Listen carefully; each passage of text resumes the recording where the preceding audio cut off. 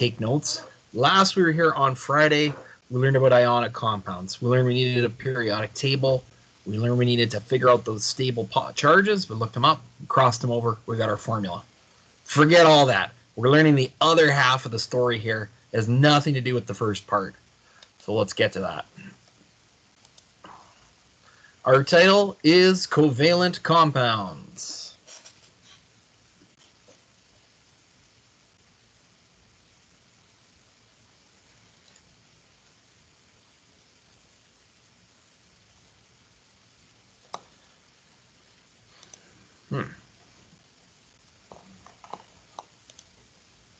Covalent. Sorry, something smells funky in my office here. That's not good. All right, covalent compounds. These are made of only non-metals. Only non-metals. And remember, there's like about 8 non-metals that we deal with. It's all those ones that have a negative charge to them. So made of only non-metals. Now, how they're different from the stuff we did the other day is that electrons are shared. So all outer shells can be full. So sharing, that's our keyword here. Sharing or shared.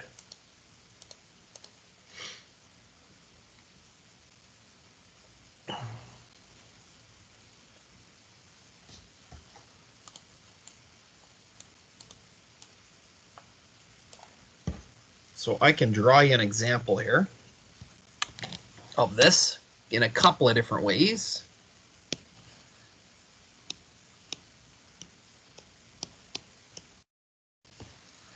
So how about we do hydrogen?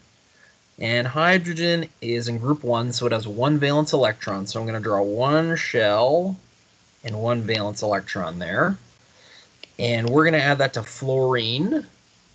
And fluorine's in group 7. Again, we'll just put the 1 shell, and we'll put it with 7 dots around it.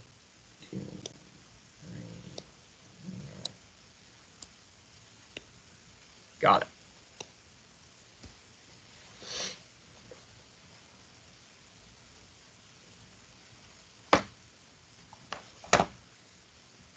Now, with our lesson the other day, we would have taken said electron, and it would have gone over to the other.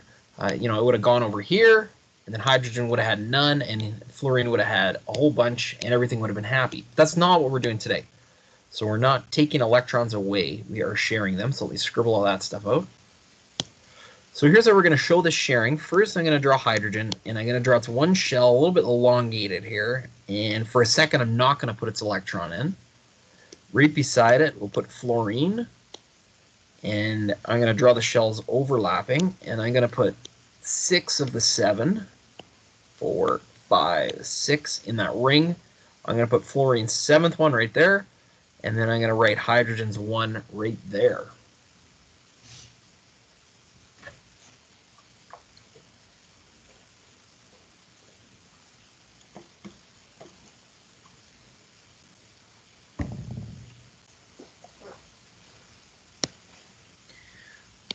So those ones are the ones that are being shared.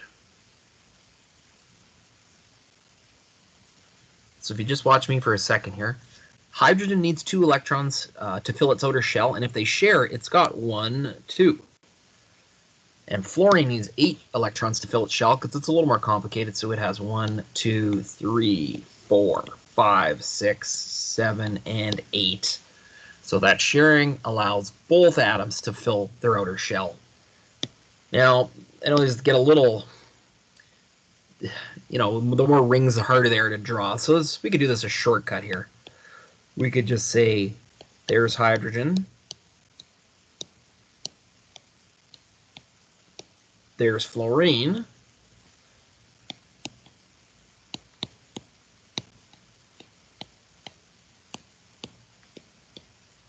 And then we just circle the 2 that are being shared. So that's probably a more efficient way of doing it.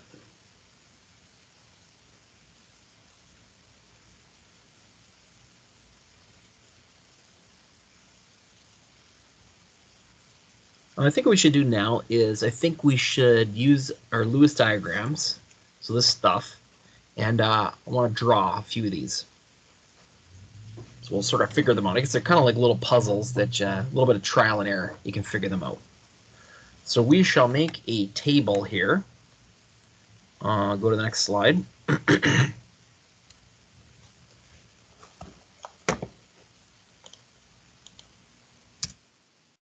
Okay, let's make a table. Let's see.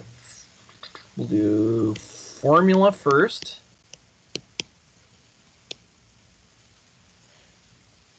We'll have drawing next. And we'll have name last. So we'll name some common ones, and then I'll teach you how to name these ones because there's a little different thing to do. And I think the simplest one we've got is hydrogen gas. Hydrogen gas, it's the most abundant element in our universe. Like 99% of the universe is hydrogen gas. And it has a formula of H2. It's got 2 hydrogens to it. And this one's nice and simple because the hydrogens just want to share the couple of electrons that they have. So we can draw 1 electron. It's in group 1, so it has 1 valence electron, just like on the previous slide. And then I think what I'm going to actually do is I'm going to put the other hydrogen right beside it with its electron and circle it. And what we've found is, and we can draw this molecule, it's got a single bond like that. And we call this hydrogen gas.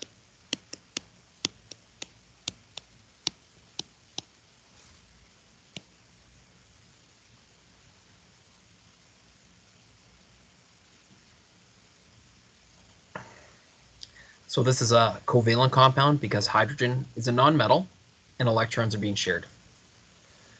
Let's try another one. Let's try chlorine gas. So hopefully you have a periodic table and you can look up what group chlorine is in.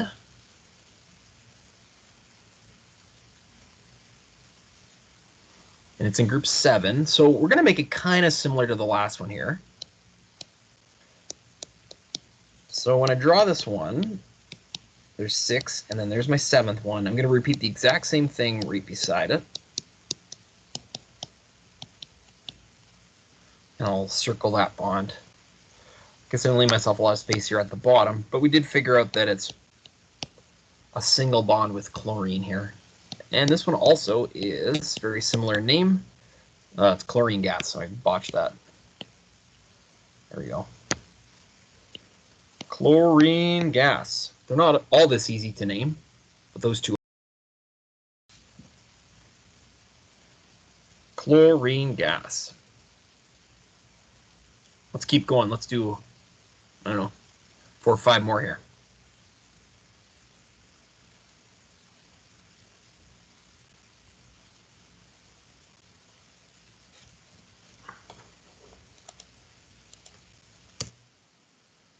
How about, what do we got? Formula, drawing, and name.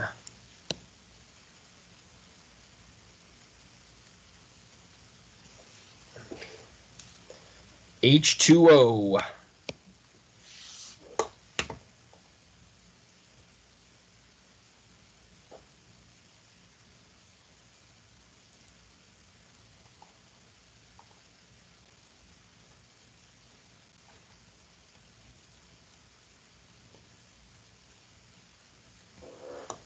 Sorry, just one sec here.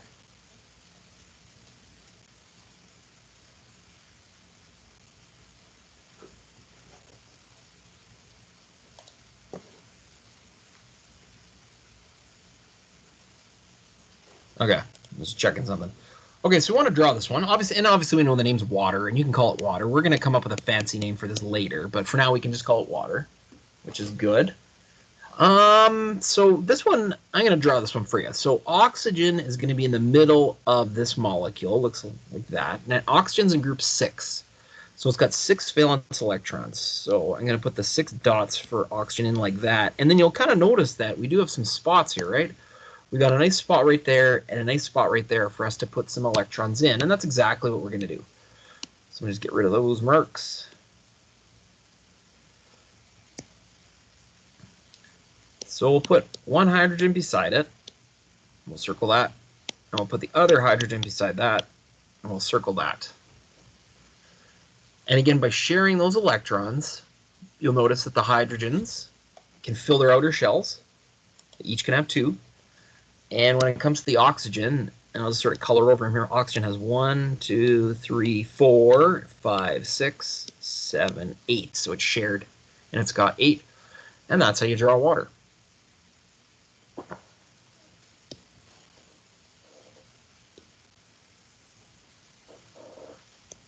All right, we're going to do a complicated one here. CO2, this is the gas that we breathe out. Its name is carbon dioxide.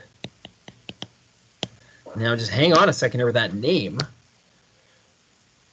We haven't seen a name that has a di in it at this point, do we?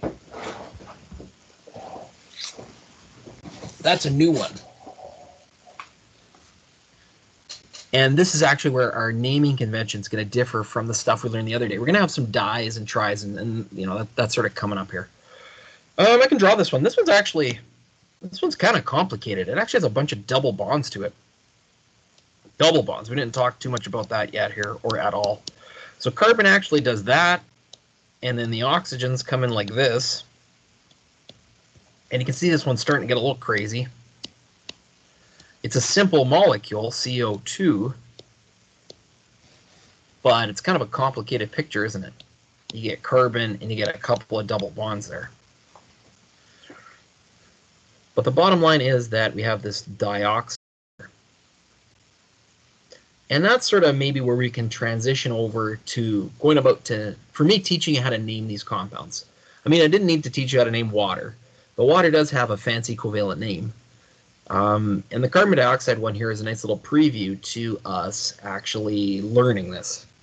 So I'll head to the next slide here in a moment.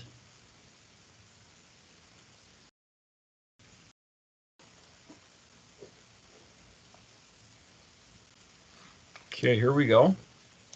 And let's call this naming covalent compounds.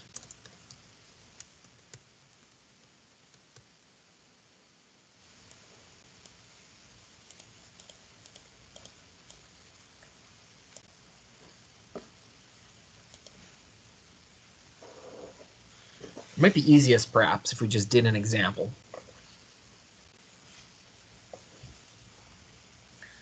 So let's see. We'll do a couple examples, I guess. Okay, let's have something crazy like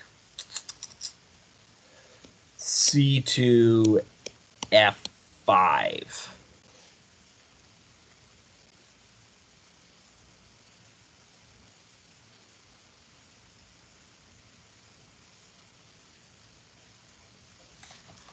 Okay, so we got a couple of rules to follow here.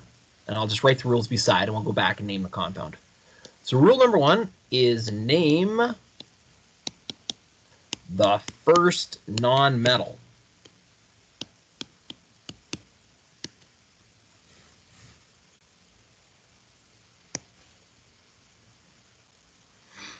So kind of similar to what we did the other day. So that is our first non-metal. So we're going to call it carbon.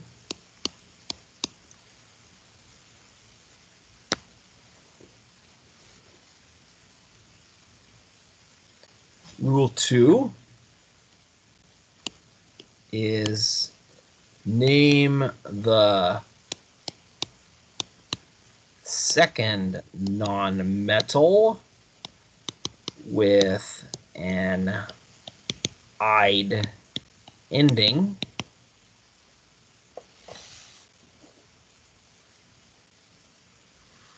So again, I guess that's actually not any different from what we did the other day so far.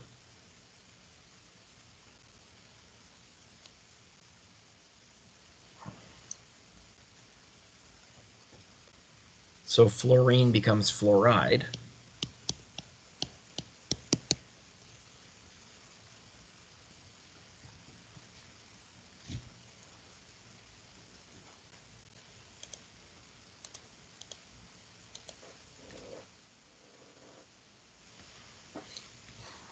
Okay, now here's where it's going to differ a bit.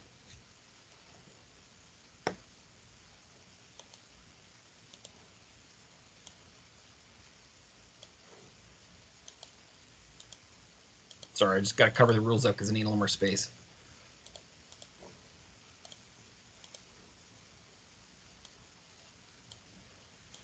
Okay, so you guys got rule 1 and 2 written down. And here is rule 3, and this is new for us. This is the difference between the two. Rule 3.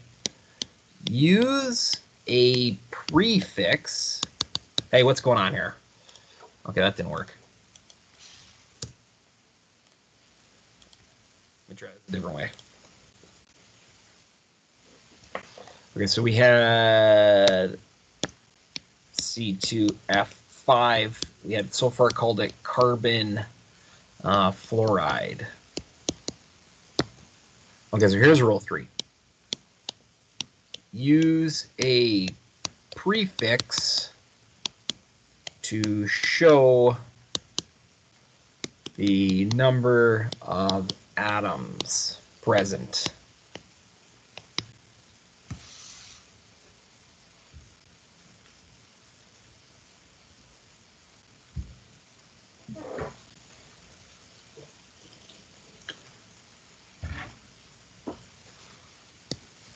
So the word prefix means that something that goes beforehand. So we're going to have to write something in front of these.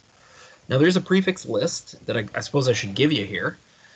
And generally, I don't know, you can do the first 10, but I think we'll just stick with the names for the first 6. So let's put 1, 2, 3, 4, 5, and 6.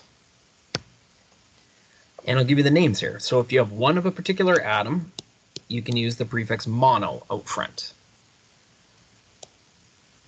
2 is di, di.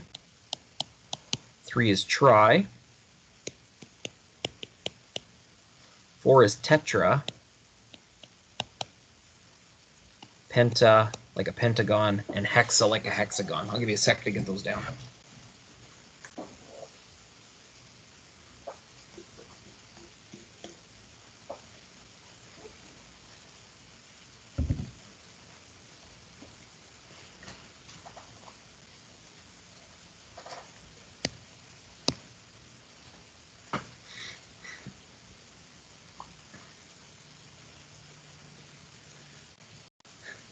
Okay, so perhaps to finish this one off, looking at our formula, we have 2 carbons.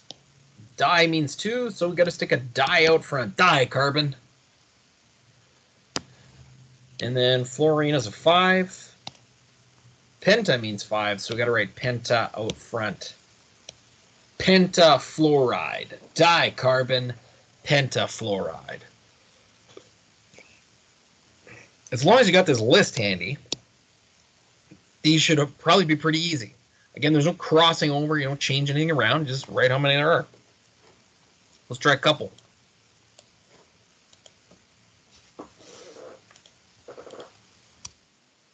Hopefully you guys got those rules down. Okay, let's see here. Let's just put name. P3, I don't know, 04. Do that one.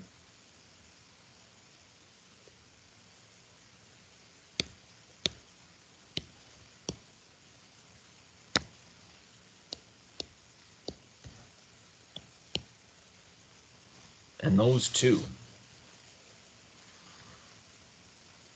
Once you guys follow those couple of rules and see if you can sort these ones out.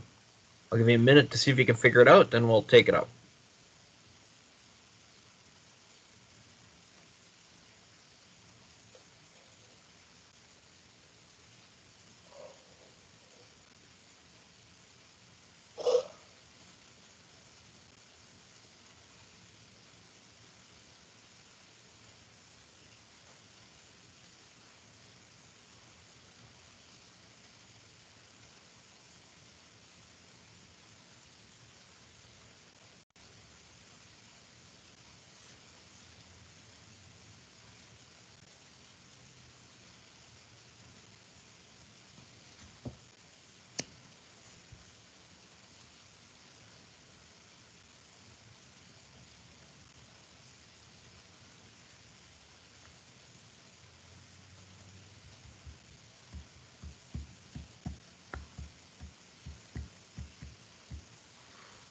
Okay, let's see if you got it. So name the first element, phosphorus. Name the second one, oxygen, becomes oxide. Prefix time. 3 means tri, and 4 means tetra. Done. Triphosphorus tetraoxide. The next one I guess we did earlier, which is carbon dioxide. Sorry, I spaced it out there. Carbon dioxide. And if you look at the next one, it's carbon monoxide. You might recognize that from your house. Probably has a carbon monoxide detector in it. Now I wanted to point this last couple out because you'll notice that we were able to use mono on the second element, which was oxygen here, mono. Notice, even though we also had one carbon here, we didn't start with mono there. So it's almost like a bit of an exception to our rules. And rule 3 said use a prefix to show how many atoms are present. Maybe we should also put a little star. You can go back to your, I don't really have a spot on my slide, but I can jump back to it. If I go back to this slide, I can put a little star somewhere. Oh, not there. How about here? And just say never use mono on the first element.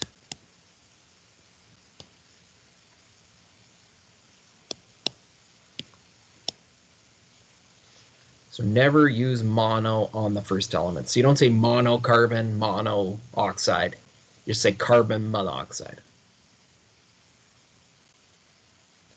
So those are all the rules for covalent stuff. I mean, the two types of questions I'm going to ask you will be, maybe I'll give you the formula and so you come up with a name, or maybe I'll give you the name and you come up with the formula. Just kind of reverse it around. So, you don't need to copy this one down, but if I, say we didn't have that and I said, all right, here's the name, what is it? Well, you say, okay, we got phosphorus and there's a tri, so I'll put a 3, and then we got oxygen and a tetra, and that's a 4. So that would be our formula. It's not that I asked that here, I just wanted to show you that. So there's one other little small part I want to talk about here. So new slide, let's finish off our lesson. Something called the diatomic gases. Diatomic gases. These are gases made of 2 nonmetals. We did draw a couple of these at the start.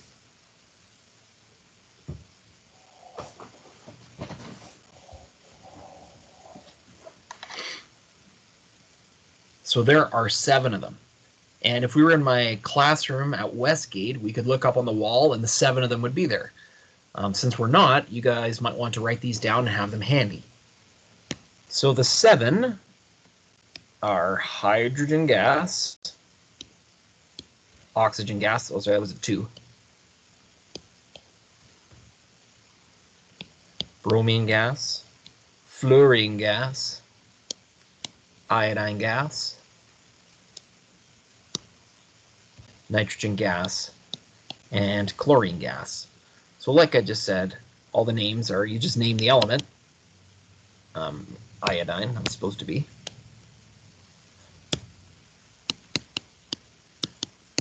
So you say the element and then you add gas. So this one's nitrogen gas, chlorine gas. I don't know, do I need to do those ones? I mean, hydrogen gas, oxygen gas, bromine gas, and fluorine gas. So those are your 7. They're also known as the Oberfinkel gases. I didn't make that up. Oberfinkel. Maybe that helps you remember it. So in our lesson, and again, I mention these because they are also covalently bonded. They're all nonmetals, and electrons are being shared. So you learn two ways of naming covalent compounds. Maybe they're just simple like this, and you can just call them by their name. or maybe they're a little more complex and you need some dyes and tris and etc. Again, notice that we didn't call this diiodine gas. It's just iodine gas. So if we pop over to the website, there is one worksheet on the website.